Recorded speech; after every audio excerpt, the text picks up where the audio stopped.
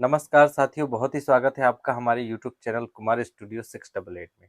हम मध्य प्रदेश का सामान्य ज्ञान पढ़ रहे हैं और हमने जो अभी पढ़ चुका है पिछले वीडियो में सड़क परिवहन और रेल परिवहन दोनों पढ़ लिए हैं मध्य प्रदेश के। अब हम भारत के पढ़ेंगे वायु परिवहन और मध्य प्रदेश के वायु परिवहन देखेंगे कि क्या उसमें चुनौतियाँ हैं, क्या स्थिति है, कैसे-कैसे उसमें काम होता है। इससे पहले अगर आपने हमारे पुराने वीडियो नहीं देखे हैं तो एक बार ज़रूर देखिए। होपफुली आपको स्टेट लेवल के एग्ज़ाम और सेंट्रल लेवल के जितने भी एग्ज़ाम होते हैं उनको क्वेश्चन पेपर सॉल्व करने में बेहद आसानी होगी।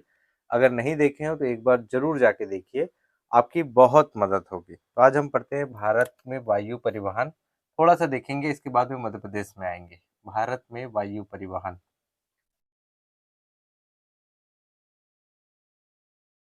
भारत में वायु परिवहन आप ये समझ जाइए कि भारत एक विकसित राष्ट्र की श्रेणी की ओर अग्रसर हो रहा है, विकासशील है, विकसित नहीं हो पाया है। पूर्ण विकसित होने के लिए संपूर्ण सुविधाएं भारत के लिए चाहिए। बढ़ती जनसंख्या को नियंत्रण करना और जितनी जनसंख्या है उनको वो फैसिलिटी उपलब्ध कराना जो विकसित राष्ट्र के में अभी वर्तमान में फैसिलिटी मिल रही हैं, वो सभी सुविधाएं अगर भारतवासियों को मिलेंगी तो निश्चित तौर पे हम एक विकसित राष्ट्र की श्रेणी में आ जाएंगे। वायु परिवहन यातायात का सबसे तीव्र माध्यम है। किसी भी स्टेट से दूसरे स्टेट तक जाने के लिए या किसी एक देश से दूसरे देश तक जाने के लिए वायु परिवहन सबसे आसान, सरल और सुगमतम साधन है। इन साधनों के साथ-साथ इसका पूर्ण विकास अभी तक नहीं हुआ है। उसके पीछे कारण है कि जनसंख्या का दबाव तो है ही है। सरकार के जो प्रयास हैं वो विफल हो रहे हैं लगातार। इसलिए भी एक चुनौती का विषय है कि क्या वायु परिवहन अस्तित्व में रहेगा या नहीं रहेगा। क्योंकि उसमें लगने वाला जो खर्च है, मेंटेनेंस का खर्च है, धन की आवश्यकता है, वो पूर्ण तरीके से प्रॉपर तरीके से नहीं हो पा रही है। इसलिए एक बड़ा ज़िम्मेदारीपूर्ण ये कार्य है। सरकार भले ही ये दावा करती है कि हम हवाई चप्पल पहनने वाले लोगों को हवाई यात्रा कराएँगे, लेकिन कैसे कराएँगे, ये आज तक उन्होंने बताने का या आज तक किस तरीके से रोड मैप तय है, ये नहीं बताया है। हवा-हवाई बातें होती हैं, हमें उसमें नहीं जाना है। हम देखेंगे भारत में वायु परिवहन, यहाँ से कुछ क्वेश्चन बनते हैं और फिर हम मध्य प्रदेश के वायु परिवहन पढ़ेंगे। अभी भारत के पढ़ लेते हैं। भारत में वायु परिवहन की शुरुआत आपसे पूछेगा, तो आपको बताना है कि भारत में जो वायु परिवहन की शुरुआत हुई थी 1911 से। 1911 में वायु परिवहन की शुरुआत भारत में होती है। डेट अगर पूछेगा तो आपको एग्जैक्ट डेट बताना है 18 फरवरी, है ना? ध्यान रखेंगे, बेहद इंपॉर्टेंट क्वेश्चन है। 18 फरवरी 1911 को भारत में पहली बार वायु परिवहन की शुरुआत होती है, ये न्यू अस्तित्व में आती है। इसमें पहली बार में कोई नागरिक नहीं ले जाए गए थे। इसमें डाक पार्सल की गई थी। जो डाक होती है वो पार्सल की गई थी कहाँ से कहाँ तक? इलाहाबाद से लेकर, है ना? इलाहाबाद से इलाहाबाद से नैनी, इलाहाबाद से नैनी तक ये डाक पार्सल की गई थी, डाक पार्सल की गई थी। टोटल डाकों की संख्या पूछेगा तो आपको बताना है 6500, 6500 लगभग डाके थे जो इलाहाबाद से नैनी तक ले जाया गया था और ये जो सफर था लगभग 6 मील का सफर था। 6 मील के सफर में पहली बार एविएशन किया गया भारत में, या शुरुआती आप कह सकते हैं कि पहली बार 18 फरवरी 1911 में इलाहाबाद से नैनी तक वायु परिवहन की नींव रखी गई। पहली उड़ान भरी जो डाक के रूप में थी या डाक ले जाया गया था, कमर्शियल प्लेन था। इसमें किसी भी तरीके के व्यक्ति का परिवहन नहीं किया गया था। ये चीज थी। अब अगला क्वेश्चन बन सकता है कि इसके बाद की कहानी हम शॉर्ट में समझेंगे कि बाद की कहानी क्या होती है। तो 1911 के बाद में लगभग 1920 तक भारत में हवाई अड्डे प्रारंभ हो गए थे बनने। 1920 में जो हवाई अड्डे थे वो विकसित करना प्रारंभ कर दिया था भारत सरकार के प्रयासों के द्वारा। प्राइवेट लोगों ने किया था, भारत सरकार का प्रयास तो था ही नहीं। उस समय की जो ब्रिटिश गवर्नमेंट थी उसका इसमें कोई रोल कॉल नहीं था, लेकिन भारत के लोगों ने लगभग प्रयास कर दिया था कि अब हमें क्या करना है, हवाई अड्डे डेवलप करना है। और 1922 में टाटा एंड सन्स ने एविएशन के क्षेत्र में एक कंपनी स्थापित कर ली और ये कंपनी ने अच्छा काम किया। इन्होंने आपका इंडियन एयरलाइंस और एयरवेज कंपनी की स्थापना की और भारत को एक ऊंची उड़ान तक ले जाने का प्रयास किया। लेकिन हुआ क्या कि 1953 में इसका राष्ट्रीयकरण हो गया, नेशनलाइजेशन कर दी सरकार ने आजादी के बाद में, और विस्तार करने के लिए नेशनलाइजेशन, यानी प्राइवेट लोग जो सेवाएं दे रहे थे, अब सरकार ने कहा कि आप अपनी सेवाएं बंद करो और इसे भारत सरकार के अंतर्गत कर दो, अब हम चलाएंगे। भारत सरकार ने इसे ले लिया, इंडियन एयरलाइंस और आपका एयर इंडिया दोनों को ले लिया। लेकिन वो अभी चल नहीं पा रहा है, क्या स्थिति में आपको आसानी से समझ में आ जाएगा। एक नज़र में आप देखेंगे, जब एविएशन के आंकड़े नज़र के आते हैं तो हर साल जो है ये घाटे पे जाती है। घाटे पे जाने का बहुत सारे कारण है, कोई एक कारण नहीं है। और इस घाटे में तो है ही, देश ही घाटे में, तो एविएशन घाटे में क्यों नहीं जाएगा। तो आपको ध्यान रखना है कि एविएशन का जो राष्ट्रीयकरण या नेशनलाइजेशन हुआ था 1953 में हुआ था। कब हुआ था, तो ये डेट मैं बता दूं, 1 अगस्त, है ना। 1 अगस्त 1953 को इसका नेशनलाइजेशन कर दिया गया, और दो तरह की कंपनियां अस्तित्व में आई। पहली एयर इंडिया और इंडियन एयरलाइंस। एयर इंडिया जो है वो भारत से दूसरे देश में जाने के लिए, या एक देश से दूसरे देश में जाने के लिए, एयर इंडिया जो कंपनी है वो फ्लाइटें उपलब्ध कराती है। लेकिन इंडियन एयरलाइंस भारत के पड़ोसी देश या भारत के अंदर रह एक जिले से दूसरे जिले या एक प्रदेश से दूसरे प्रदेश तक इंडियन एयरलाइंस जो है वो सेवाएं उपलब्ध कराती है। अभी दोनों को मर्ज कर दिया, क्योंकि घाटे पे चल रहे थे, तो दोनों को मिलाकर के एक नया बना दिया, या उसको एक में सम्मिलित कर दिया गया, उसका नाम है एयर इंडिया। तो अभी जो भारत अस्तित्व में या भारत में जो चल रही है उसका नाम है एयर इंडिया। इंडियन एयरलाइंस को समाप्त कर दिया गया। तो भारत में ये भी आपको ध्यान रखना है। साथ ही साथ ध्यान रखना है कि इसमें फर्स्ट लाइसेंस प्राप्त करने वाले पायलट कौन थे। तो फर्स्ट लाइसेंस प्राप्त करने वाले पायलट जो थे वो भारत के मूल के थे। उनका टाटा एंड सन्स ने जैसे इसका काम प्रारंभ किया, तो वो टाटा जो थे, जमशेदजी टाटा, वो भारत के पहले लाइसेंस प्राप्त करने वाले थे, जिन्होंने 1929 को लाइसेंस प्राप्त किया था। तो ये भी आपको ध्यान रखना है कि जो जमशेदजी टाटा है वो पहले पायलट बने जिन्होंने लाइसेंस प्राप्त किया था एविएशन का, पायलट का, प्लेन उड़ाने का लाइसेंस प्राप्त किया था। अब ये प्लेन उड़ाने का लाइसेंस जो है वो कैसे मिलता है, ये इसका एक अलग विषय है कि जिसका फिजिक्स, केमिस्ट्री और मैथ्स 12th में होता है, वो व्यक्ति किसी भी पायलट वाले कोर्स कराने वाले कॉलेजेस में एडमिशन ले सकता है। मिनिमम 12th में 50% मार्क्स होने चाहिए। इसके बाद कुछ वहाँ पर टेस्ट होते हैं और कुछ दिन पढ़ाई होती है, फिजिक्स की, केमिस्ट्री की, मैथ्स की और टेक्नोलॉजी की, और साथ ही साथ उसका मेडिकल चेकअप हर मंथ किया जाता है। इसके बाद वो भारत के अंदर ही अगर उसको फ्लाइट उड़ाना है तो कम से कम अकेले 50 घंटों का उसका एक्सपीरियंस होना चाहिए फ्लाइट उड़ाने का, को पायलट के साथ या पायलट के साथ, पायलट बनने के लिए। और दूसरा, अगर इंटरनेशनल फ्लाइट अगर उड़ाता है तो उसको कम से कम 250 घंटे का फ्लाइट उड़ाने का एक्सपीरियंस होना चाहिए भारत के अंदर, तब वो किसी दूसरे देश में जाकर के फ्लाइट उड़ा सकता है, या वहां पर फ्लाइट उड़ाने का उसको परमिशन मिल सकती है। तो 50 घंटे का मिनिमम भारत के अंदर, भारत के बाहर की फ्लाइट उड़ाने की बात होगी, या एक देश से दूसरे देश तक फ्लाइट अंतरराष्ट्रीय उड़ाने जो भरते हैं उनको कम से कम 250 घंटे का एक्सपीरियंस होना चाहिए एक पायलट को, जब उसे किसी भी फ्लाइट दिया जाता है, सौंपा जाता है, क्योंकि ये एक बड़ा रिस्की काम है। यात्रियों की जान माल की रक्षा करना, और जो को पायलट्स या जो दूसरे क्रू मेंबर हैं उनकी जान की रक्षा करना, क्विक डिसीजन लेना, ये सब चीज़ें पायलट के अंदर होनी चाहिए।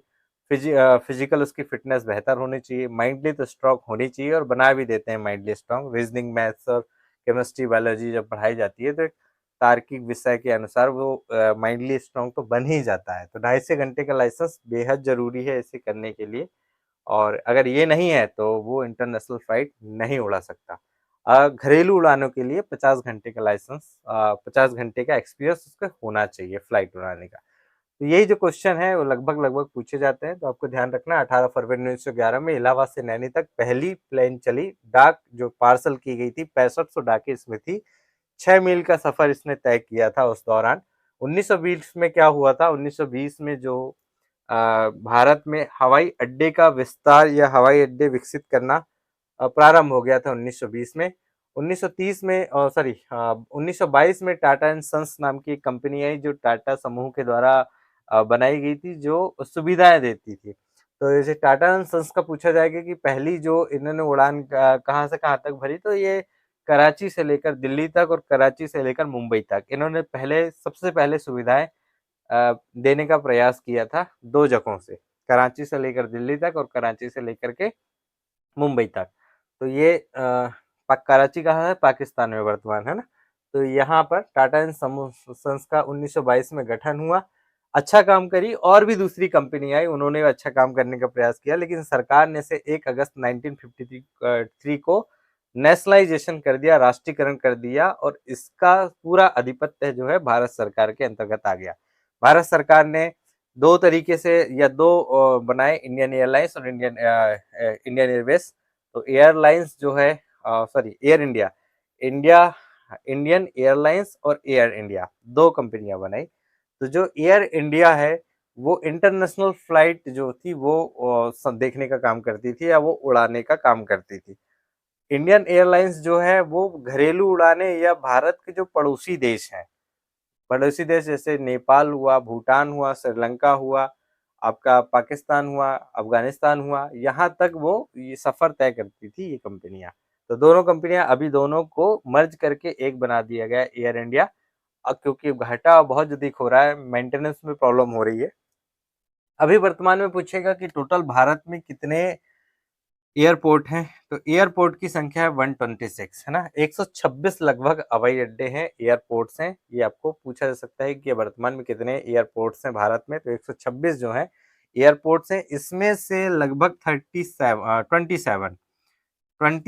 जो एयरपोर्ट्स हैं ये इंटरनेशनल एयरपोर्ट हैं, यानी यहाँ पर इंटरनेशनल फ्लाइटें आती है और जाती है।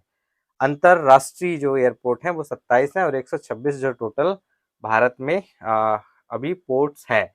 एक और इसमें योजना चल रही है कि ग्रीनफील्ड हवाई अड्डा के नाम से एक एयरपोर्ट बनाया जा रहा है। ग्रीनफील्ड क्या है? ग्रीनफील्ड आप थोड़ा सा समझिए कि जैसे एक एयरपोर्ट है और उस एयरपोर्ट का विकास तो किया गया, लेकिन वहां पर उतना क्षेत्रफल नहीं है या उतनी लैंड एक्वाइड नहीं की गई है, और उसी का विकास करना है। विकास करना तो उसके लिए ज्यादा जमीन की जरूरत पड़ेगी। तो यहाँ पर तो आज ये इधर पे बिल्डिंगे हैं, रोडे हैं, तो यहाँ तो इसका हो नहीं पाएगा। इसलिए इसी का विकास के लिए इससे अलग यानी शहर से बाहर किसी एक क्षेत्र को और ऑक्युपाइड कर लिया जाता है, जिससे यहाँ का डेवलपमेंट अच्छे से हो पाए, या जो फ्लाइटें आती है वो इधर आ जाए और कमर्शियल फ्लाइटों को डाइवर्ट किया जा सके। इसे ग्रीन फील्ड हवाई अड्डे के नाम से जाना जाता है। ये जो हवाई अड्डा हुआ, ये ग्रीन फील्ड हुआ। हवाई अड्डा तो पुराना वाला रहेगा ही और वहां पे काम चलेगा ही, लेकिन जो ज्यादा कमर्शियल फ्लाइटें हैं या जो और अधिक आने वाली व्यस्ततम फ्लाइटें हैं जो ज्यादा जल्दी जल्दी आती हैं, वो उनको यहाँ पर कन्वर्ट कर दिया जाएगा, यहाँ की सुविधाओं को और यहाँ पर दे दी जाएगी एक ही शहर के अंदर।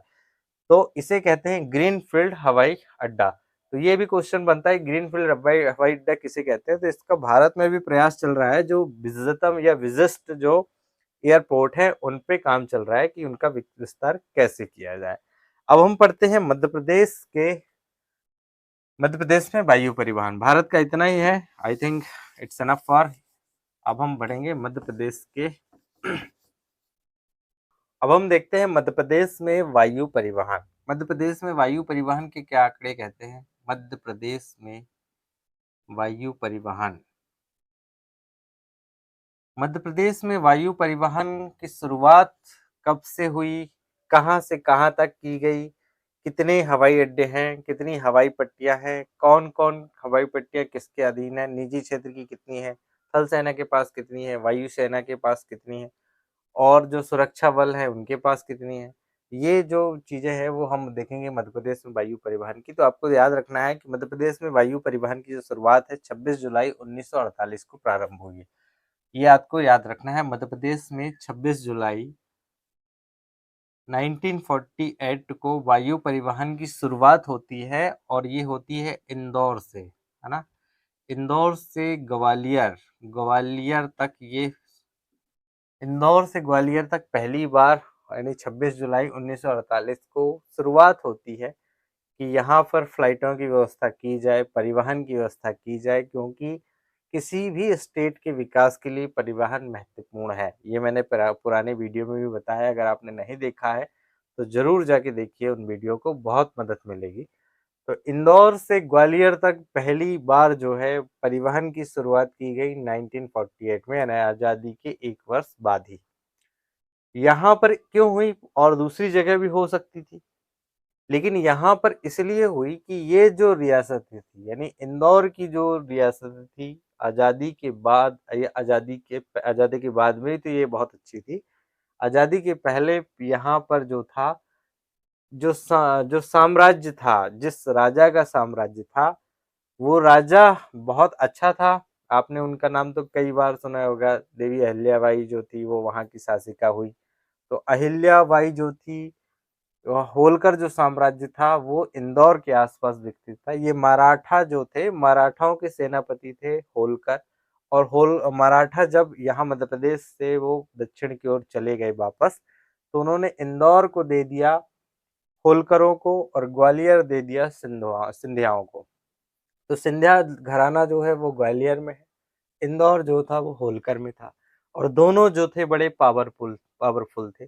पहली बार इंदौर में और ग्वालियर के बीच जो है 26 जुलाई 1948 को फ्लाइट की व्यवस्था की गई, या परिवहन की व्यवस्था की गई।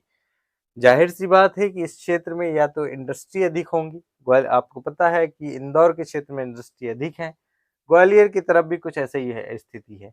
यहाँ पर इंडस्ट्रियाँ तो ज़्यादा नहीं है, लेकिन सर जो काम काज है, या जो आप देख लीजिए कि रेवेन्यू का जो काम काज होता है वो आपका ग्वालियर में होता है, हेड ऑफिस वहीं है पूरा मध्य प्रदेश का। तो स्टेट के अंदर जो व्यवस्था थी वो बनाने के लिए ग्वालियर पे ये व्यवस्था पहले प्रारंभ की गई 26 जुलाई 1948 को। तो आपसे पूछा जा सकता है कि मध्य प्रदेश में वायु परिवहन की शुरुआत कब हुई, तो आपको बताना 26 जुलाई 1948 को। कहाँ से कहाँ? इंदौर से और ग्वालियर के बीच में ये पहली उड़ान भरी गई थी। अब आपको बताते हैं कि मध्य प्रदेश में जो है कुल 5 अभी तक हवाई अड्डे बनाए गए हैं या विकसित किए गए हैं। 33 जो है वो हवाई पट्टियां हैं। तो जो 5 हवाई अड्डे हैं और जो 33 हवाई पट्टियां हैं, 33 हवाई पट्टियों में जो 3 है वो निजी क्षेत्र की हवाई पट्टियां हैं, 2 हैं जो भारतीय सेना के पास है, 2 और है जो भारतीय सेना के अलावा सुरक्षा बलों के पास है। सुरक्षा बल अलग होंगे, जैसे बीपीटीपीएस है ना, और आपका हो जाएगा बीएसएफ, ये सुरक्षा बल के अंतर्गत आ जाएंगे। भारतीय सेना में आ जाएगा आपका इंडियन एयरफोर्स और आपका आर्मी। तो ये ग्वालियर की जो है वो इंडियन, आगे मैं बताऊंगा किसकी कहाँ कहाँ है। तो आप ये समझ लीजिए कि 5 जो है भारत में, अब मध्य प्रदेश में अभी तक हवाई अड्डे हैं, और 33 हवाई पट्टियां बनाई गई हैं।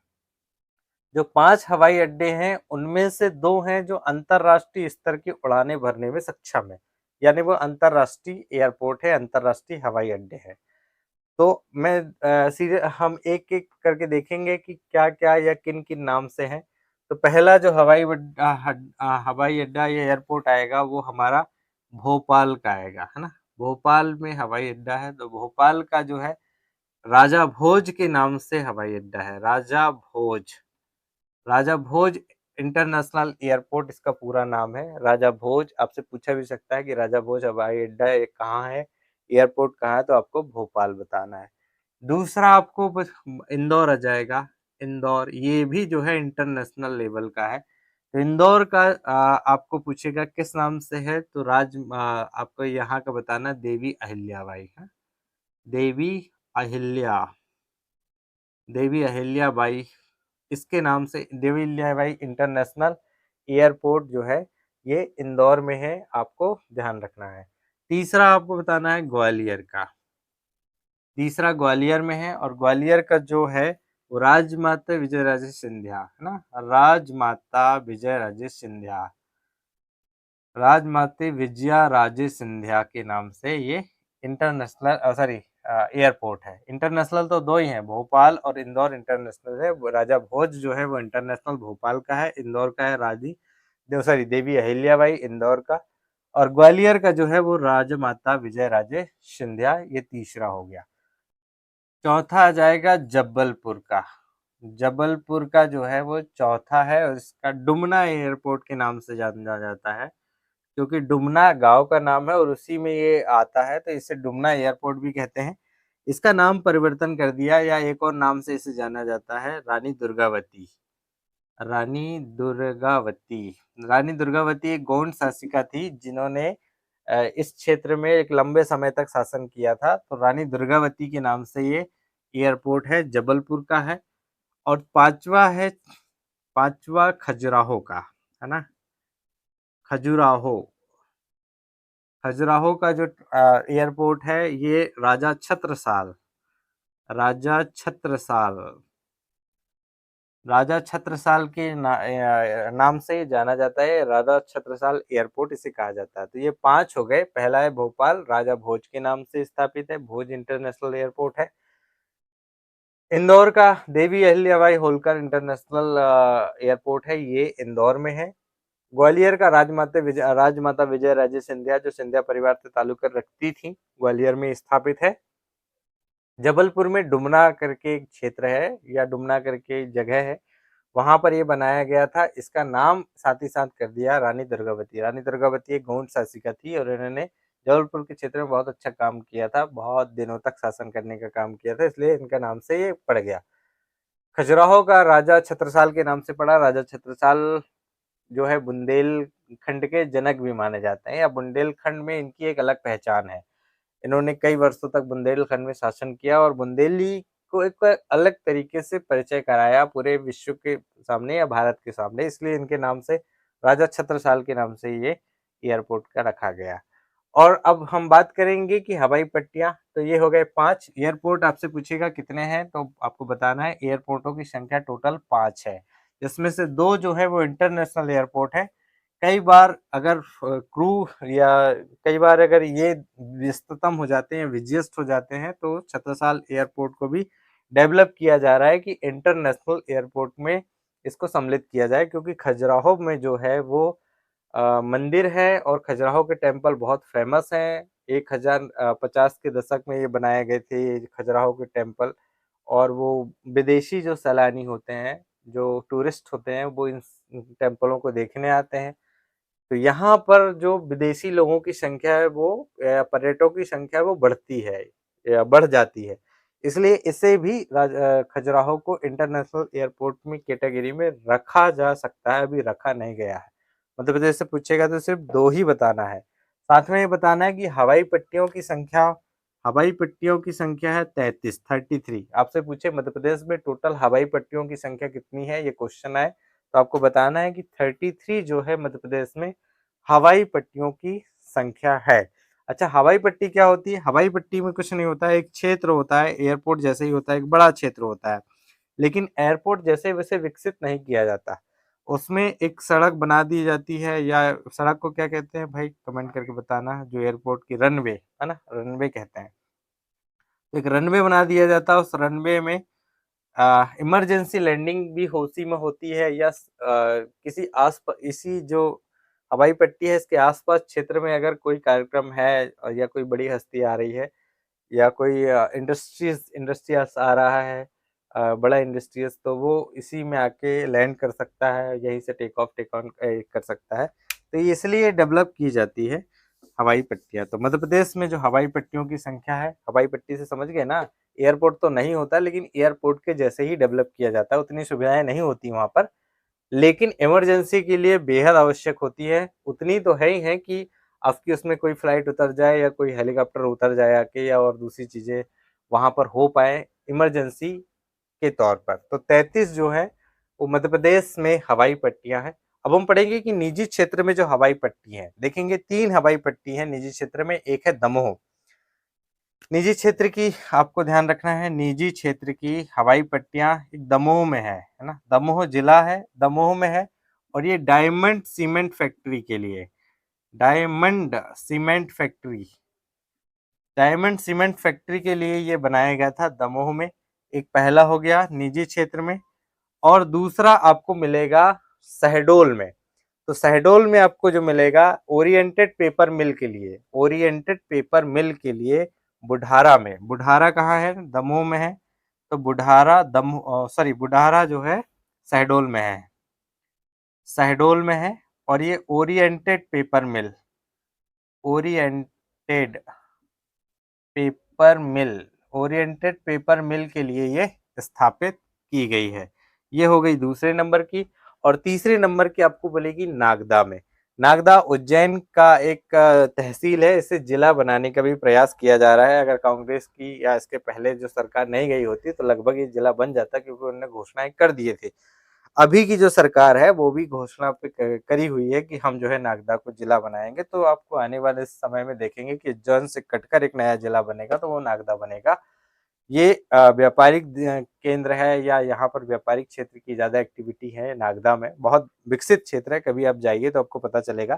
तो नागदा जो है उज्जैन में आता है, और यहाँ पे ग्रीष्म इंडस्ट्री के लिए है ना, नागदा में, नागदा उज्जैन में आता है।